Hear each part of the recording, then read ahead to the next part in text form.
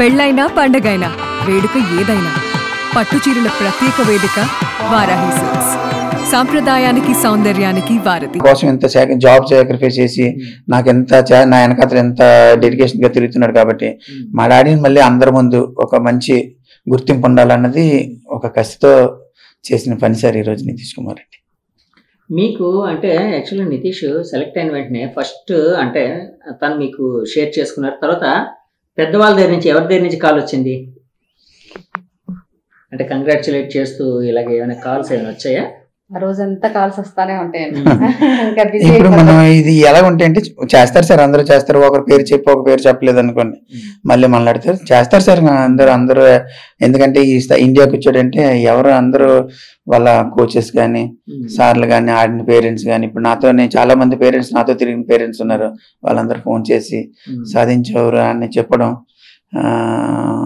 నితీష్ చాలా గర్వంగా ఉందని వాళ్ళు చెప్పినప్పుడు మళ్ళీ నాకు వీళ్ళందరం కలిసి తిరిగినప్పుడు మాట్లాడుకున్న మాటలు గుర్తు రావడం అదొక హ్యాపీ. అదొక నారా లోకేష్ కూడా యాక్చువల్ గా మన ఆంధ్రప్రదేశ్ నుంచి 5-6 అబ్బాయిలు సెలెక్ట్ అయ్యారు. నితీష్ తో పాటు వీళ్ళు కూడా సెలెక్ట్ అయ్యారు. వాళ్ళందరూ కంగ్రాచులేట్ చేస్తూ మంచి భవిష్యత్తు చేయాలి, ఉండాలి, మీరు ఇంకా బాగా రాణించాలి అని చెప్పి కంగ్రాచులేట్ చేస్తారు. అట్లాగా అంటే మన ఇక్కడి నుంచి కలెక్టర్ గారు ఇలాంటి వాళ్ళ దగ్గర నుంచి ఏమైనా అంటే అఫీషియల్ గవర్నమెంట్ అఫీషియల్స్ నుంచి ఏమైనా వచ్చాయి? ఇప్పుడు అలాంటిది ఏం లేదు సార్, ఇంకా మనకి ఎవరు ఏం రాలేదు.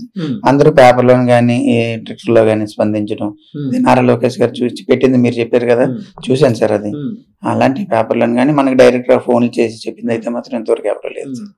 పొలిటికల్ లీడర్స్ కానీ లేకపోతే మీరు అన్నట్టు ఈ కలెక్టర్లు కానీ ఎవరు ఇంతవరకు మనకి ఫోన్లు చేసి అభినందనలు తెలుపుతారు. దేనికైనా టైం ఉంటుంది సార్ మనకి.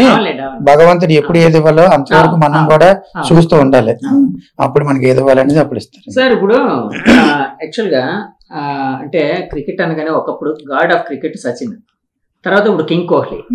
అంటే ఒక క్రికెట్ అంటే యూత్ లోని విపరీతంగా బయటకు వెళ్ళడానికి ఒకనొక స్టేజ్ లో మళ్ళీ ధోని గారు, ధోని తర్వాత మళ్ళీ కోహ్లీ. ఇలా అంటే సచిన్ ని వీళ్ళని ఎవరైనా కలిసే అవకాశం ఎప్పుడైనా వచ్చిందండి నితీష్ కి? లేదండి.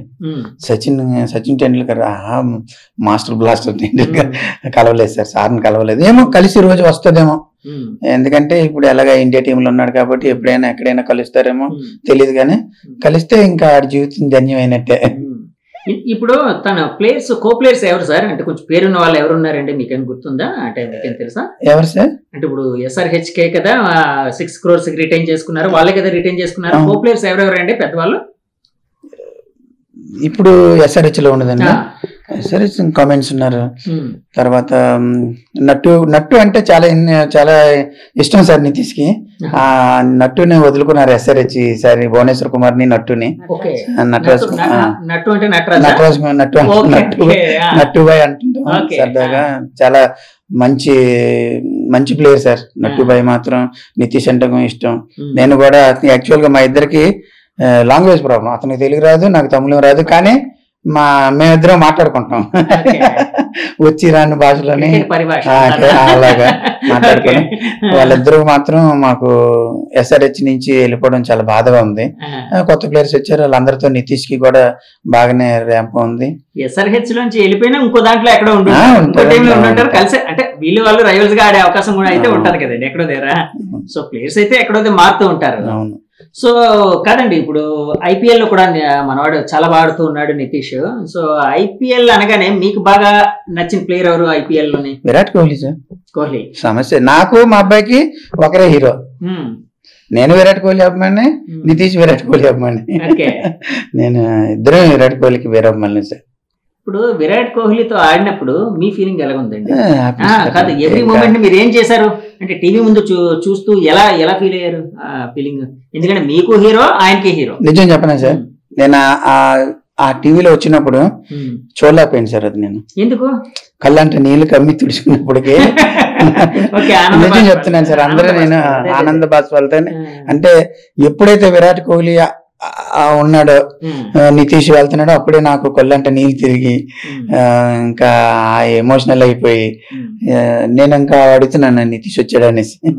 నితీష్ ఆడుతున్నాడు చూసి ఇంకా ఎంత ఆనందం అంటే సార్ ఇంకా మాటల్లో చెప్పలేము. ఇంకా నితీష్ విరాట్ కోహ్లీ వీరాభిమాని అని చెప్పి విరాట్ కోహ్లీకి తెలుసా అండి? ఎప్పుడైనా తెలిసిన అంటే అలాంటి సిచ్యువేషన్ ఏంది ఉందా అంటే ఆయనకి తెలిసి ఉంటుందా? ఇప్పుడు తెలిసి ఉండొచ్చారు, ఎందుకంటే సోషల్ మీడియా అంతా బాగా ఆ రోజు నితీష్ ని కలిసినప్పుడు వచ్చిన ఫోటోలు ఇప్పుడు బాగా వైరల్ అవుతున్నాయి కాబట్టి ఇప్పుడు తెలిసి ఉండొచ్చు.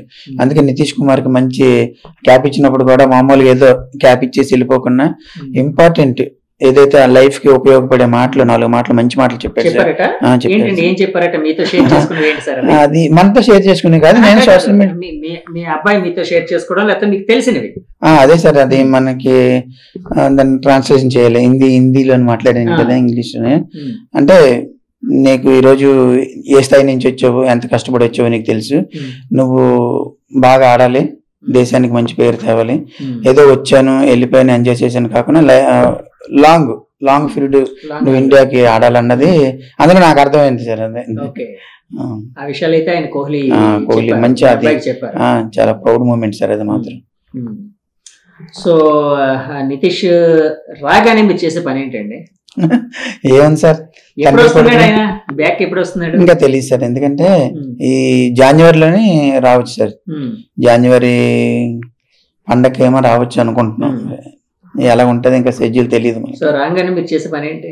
ఏముంది సార్, తండ్రి కొడుకులు మళ్ళీ ఎప్పుడులాగే గ్రౌండ్ బ్యాగ్ పట్టుకుని గ్రౌండ్కి వెళ్ళిపోతాం, ఇంకా అంత ఏం చేసేది ఏముంది సార్. మళ్ళీ కాదు సార్, ఇప్పుడు ఏదో మన ఇండియా ఆడిస్తే అయిపోలేదు కదా మన పని, మళ్ళీ రేపటి నుంచి మళ్ళీ గ్రౌండ్ కి వెళ్ళవలసిందే. అలా కాదు, మీరు క్రికెటర్ కాబట్టి, అంటే మీకు క్రికెట్ అంటే మీకు కూడా ఇష్టం కాబట్టి, అంటే క్రికెటర్స్ బయోపిక్స్ చాలా వచ్చాయి. అందులో మీకు బాగా నచ్చిన బయోపిక్ సచిన్ టెండూల్కర్ దా, ధోనిదా, ఎవరిది బాగా నచ్చింది మీకు అండ్ తినికి ఎవరు, నితీష్ కి? మేము ఫ్యామిలీ మొత్తం కలిసి చూసిన సినిమా అయితే నాని సినిమా ఉంది సార్, అది జెర్సీ ఫిక్షన్. ఓకే, నితీష్ మేము అందరం ఫ్యామిలీతో, ఎందుకంటే అది చూడవలసిన సినిమా, అద్భుతమైన సినిమా చూసాం. నితీష్ మాత్రం ఈ ధోనివి గాని ఇవన్నీ వాడు ఇవన్నీ చూస్తుంటాడు, సినిమాలన్నీ చూస్తుంటాడు, మోటివేషన్ పిక్చర్స్ ఎక్కువ చూస్తుంటాడు నితీష్. మూవీస్ నేను ఎక్కువ చూస్తానండి. మీరు ఎక్కువ చూస్తారా? క్రికెట్ ఎలా వచ్చారు, ఒక క్రికెట్ ఈయన మూవీస్ చాలా తక్కువ, ఈయన చూడండి ఎంతసేపు క్రికెట్ న్యూస్ అంతే, ఇంకా వేరే ఛానల్ ఉండదు ఆయన ఇంట్లో ఉంటే. మూవీస్ నేను చూస్తాను ఏంటంటే, ఇప్పుడు ధోని ఉన్నారు, చిన్నప్పటి నుంచి ఎలా కష్టపడ్డాడు, ఏ స్థాయికి వచ్చాడు, మా అబ్బాయి కూడా ఎలా వెళ్తాడా, ఇంత స్టేజ్కి వస్తాడా, ఆడతాడా అని. నితీష్ కూడా మూవీస్ తక్కువ కానీ ఇన్స్పిరేషన్ మూవీస్ చూస్తాడు. సో మీరు ధోని బయోపిక్ చూసారా? మీరు చూసానండి, చాలా ఇష్టం. మీరు కూడా ఫీల్ అయ్యారా? చాలా ఇష్టం అండి నాకు ఆ మూవీ, చాలా ఇష్టం. అందులో ఫాదర్ చూసి వెంటనే మీ హస్బెండ్ గారు గుర్తొచ్చారా? అలా ఇమాజిన్ చేసుకుంటాం కానీ అందులో ధోని బయోపిక్ లో అంటే వరకు ధోని వాళ్ళ ఫాదర్ కి క్రికెట్ అంటే అంత ఇంట్రెస్ట్ ఉంటుంది, వైట్ ఆపోజిట్. ఇక్కడ ఈ నుంచి క్రికెట్ అంటే పని చేస్తారు. సో అది చూసినప్పుడు మీకు ఏమనిపించిందండి ఆ బయోపిక్ చూసినప్పుడు?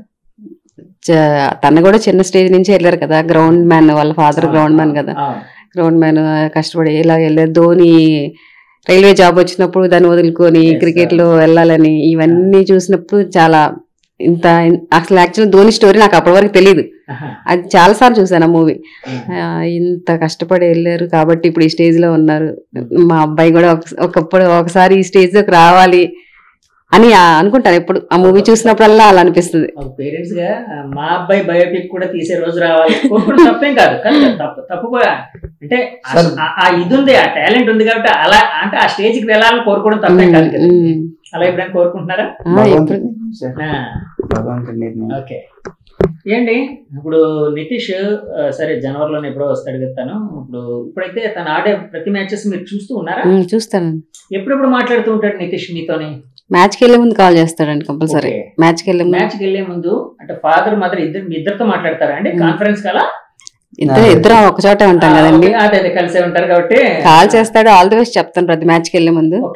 All the best. జాగ్రత్తలు ఏం చెప్తూ ఉంటారా? ఫీల్డింగ్ చేసినప్పుడు జాగ్రత్త, క్రికెట్ గురించి మొత్తం వాళ్ళ డాడీ చెప్తారు. వాళ్ళ డాడీ చెప్తారండి కొన్ని షార్ట్స్ కూడా. నేను ఎందుకంటున్నానంటే పడిపోగానే తల్లి హృదయం ద్రవించింది ఇట్లా మీరు చాలా ఫీల్ అయ్యారు, తల్లిగా ఇది ఉంటుంది కదా, అట్లాంటివి లేకుండా కొంచెం జాగ్రత్తగా ఆడినా అని చెప్తూ ఉంటారు. అలాగే లేదండి, అలాంటి చెప్పమండి, ఎందుకంటే అవన్నీ చూసుకుంటే ఇంకా వాళ్ళు ఆడలేరండి. నేను పడిపోతానేమో అనుకుంటే గ్రౌండ్ లో నేను పడిపోతానేమో అనుకుంటే తను కరెక్ట్ ఫీల్ చేయలేడు, అలాంటివి మనం ఎప్పుడు చెప్పకూడదు. కాకపోతే ఈ బ్యాటింగ్ కొంచెం సజెషన్స్ వాళ్ళ డాడీ ఇస్తుంటారు, క్రికెట్ సంబంధించినంత వరకు ఇస్తారు. నేను ఆల్ ది బెస్ట్ అన్నా, జాగ్రత్తగా ఆడుకో, టెన్షన్ పడద్దు, కూల్ గా ఆడుకో, అస్సలు టెన్షన్ పడద్దు, గ్రౌండ్ లో ఎప్పుడు నవ్వుతూ ఉండు నువ్వు. ఎందుకంటే తను హ్యాపీగా ఉన్నప్పుడే బాగా ఆడతాడు.